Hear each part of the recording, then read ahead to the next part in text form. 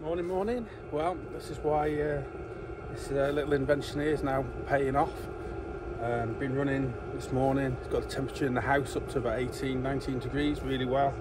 Not using much fuel, chuffed to bits, really good. So, is it working?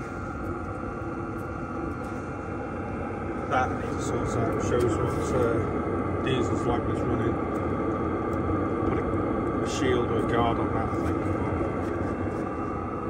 Yeah, and as you can see,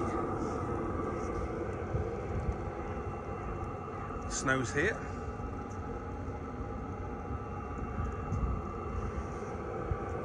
Yeah, so I hope you like it.